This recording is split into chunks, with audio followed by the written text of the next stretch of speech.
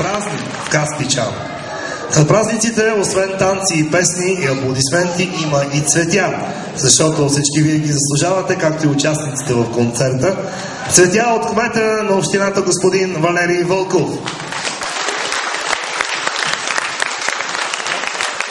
Цветя от Общински съвет Каспичан. Уважаеми госпожи и господа, нека с аплодисменти да благодарим и на организаторите на това празнично отбелязване на хубавия ден на Каспичан, Народно читалище Пробуда! С това нашият концерт завършва. Канем ви отново в читалището на 31 май от 19 часа на премиерата на любителския театър при читалището. На 1 юни, Ден на детето, ще има детска театрална постановка, а на площада голяма парзалка, бънджи, колички и много игри и награди от 9 часа. И всичко това ще бъде абсолютно безплатно за децата на Каспичан. На 4 юни фестивал на зевзеците от страната от 10 часа. 12 юни фолклорен събор, Кирека пее и танцува. А сега е време и ние да потанцуваме. Затова ви каня всички да излезете отпред и да извием едно хубаво, пъстро каспичанско.